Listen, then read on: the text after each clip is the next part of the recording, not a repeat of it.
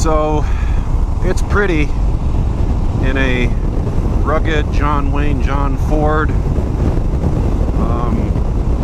Cook some beans over a fire and hope nobody steals your horse kind of way. He's peeing. But damn, is it boring. I think it's boring. This is a traffic jam right here. I got a car in front of me and one passing me. That section from Glendive to Terry that I did just now, really boring. So I hooked the camera up and I'm going to chitter chatter for a while. So, ha! Now what, you're going to pass me and then sit right there, aren't you? Ew.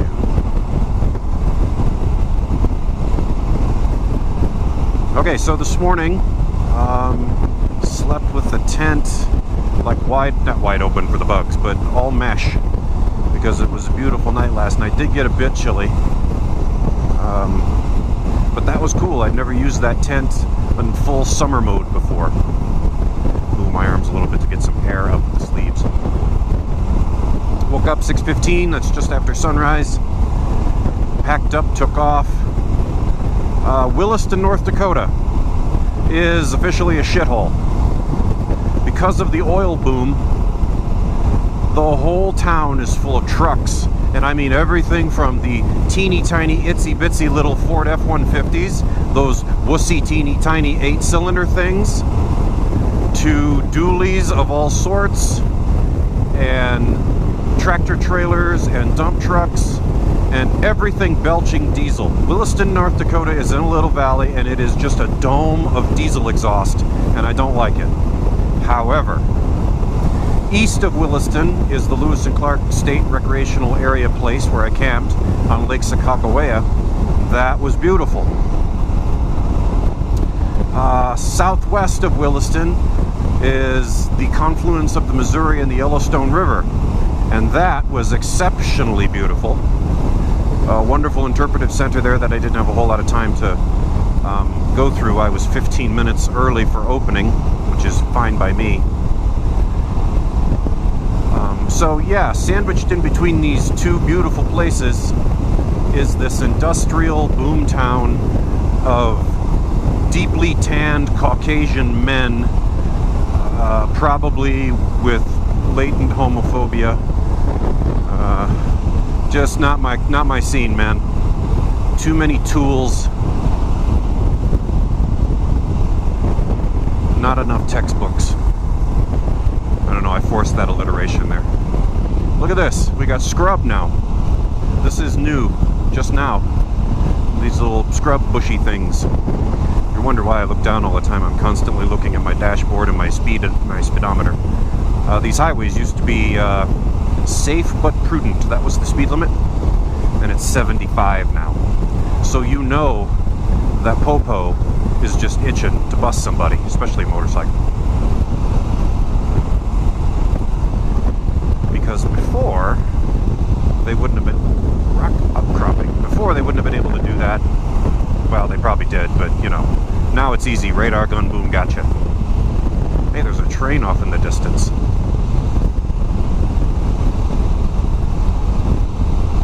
So there's these eroded, sort of formed hills over here, which was very reminiscent of the Dakotas. And then over here, especially, let me turn, there, you get ones that are a little more mesa, tabletop.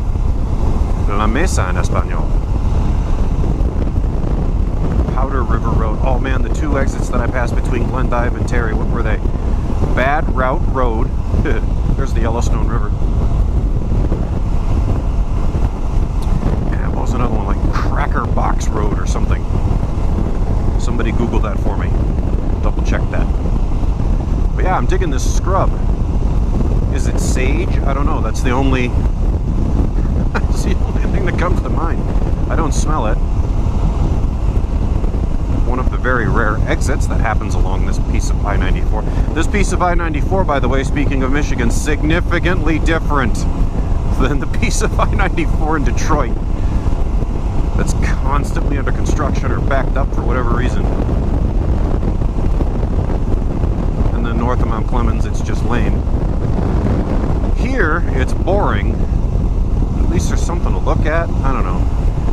Got a traffic jam up ahead of me of a semi-truck plus 2 passenger vehicles. Whatever will I do? Okay, so anyway, out of Williston to the Confluence Interpretive Center, then through some kind of small roads. I mean, most of the roads that I've been traveling have been 2-lane jobs. You're going 65, 70 miles an hour with oncoming traffic in the lane right next to you. And if you're local, that's no big deal. And if you're me, traveling on a road I've never been on before and most likely will never be on again, yeah, it's a pretty pucker factor. What am I doing? 75, dead nuts on. All right, there's a car going to pass me on the left here. 1804. It's State Highway 1804 in North Dakota that comes, well, basically you pick it up in Garrison and it goes all the way to Williston and a little bit beyond. It is a gorgeous road. It is big sweeping curves, nothing tight, nothing technical. It's all 6th gear, top gear, 65, 70 mile an hour curves. But big sweeping curves and both up and downhill. However, every now and again you run across an oil pump, and every now and again one of those oil pumps has one of those damn flames burning off the excess gas. I found that to be distracting and off-putting, and I don't know. So 1804 goes from being a solid A minus, to being a B minus because of the burny gas stuff. Just like, you know, yuck. I don't want to be reminded how terrible a species we can be. I'm trying to enjoy my hypocritical machine here that's burning the very stuff that you're pumping out of the ground. Damn you. Damn you, Industrial Revolution. For providing me, you know, life beyond age 45, hopefully. And science and stuff. Hey, there's some agriculture. Look at those, I don't know, I hope the camera can see this. It's like flat top. It's mesas. And then these rolling hills over here. It's like Dakota's on the left, Montana on the right. Dakota's, Montana. Highway. So we're coming up to Miles City, Montana. I'm going to stop and do laundry there. Only partially because I need to do laundry. I have some funky shirts that I could throw away, that I plan to throw away. But it occurs to me, based on an excerpt, little excerpt from a book that I taught this past semester. The book is Zen and the Art of Motorcycle Maintenance by Robert Pirsig, who's a professor of philosophy, and took this trip with his son, I believe, from Minnesota to California. I think he just accepted a teaching position out west. And so he rode his motorcycle there, as you do, as one does. And so this would have been in 1968. And motorcycle maintenance back then was significantly different than it is now. Just because the engineering and the technology was different and you had to baby your bike. So in Miles City, Montana, Pirsig stops, and while he's doing laundry, or the laundry is being done, he's not doing the laundry because he is outside the hotel adjusting the tappets on his bike. And while he's adjusting these tappets, he's thinking. And this ends up in the book. And I just felt something hit my foot. I'm hoping it's a bug. Checking the microphone. Sorry for that. Oh, there it is. Good. So anyway, motorcycle maintenance. Thinking about the whole book is a meditation on the concept of quality. Custer County. Oh dear. That site is here too. Little Bighorn. Ooh, very tempting. Gonna look that up. I wonder how far off the highway it is. I mean, you go there, drive out of your way, and there's a plaque, right? And some prairie. But damn. Anyway, file that for later. So Zen in the Art of Motorcycle Maintenance, for those of you that haven't read it, isn't really about motorcycles. The motorcycle is in there, but the motorcycle is a metaphor, an extended metaphor for quality and control. And Persick has this little meditation about quality and control, and how maintaining his motorcycle is an exercise in control, but it's also an appreciation of quality. And so anyway, the long story short, for those of you that don't like the books that get read, is I'm gonna find a laundromat in Miles City, Montana, do my laundry, and I don't know, maintain my motorcycle somehow. Because I'm a nerd, alright? That's just the way I roll. If I had a chance to do the Kessel Run in less than 12 parsecs, I'd do that too. So, ooh, more stuff.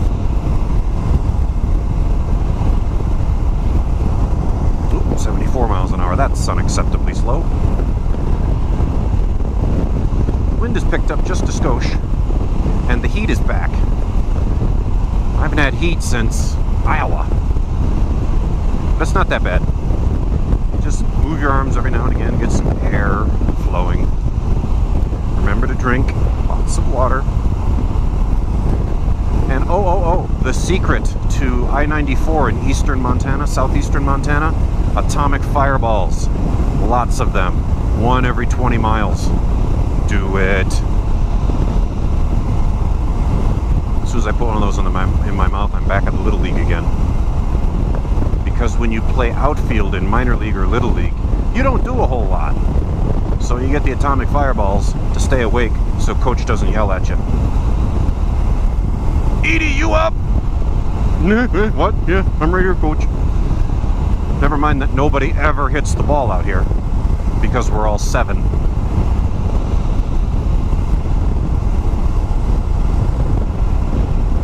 Bushes over there now too. 160. Move down to my analog map here. Kinsey, coming up on Kinsey, which is halfway, a little over halfway between Terry and Miles City. So this is a bit of a clip, so I'm going to cut it here, and if I see some vistas or something, I'll pop it back on.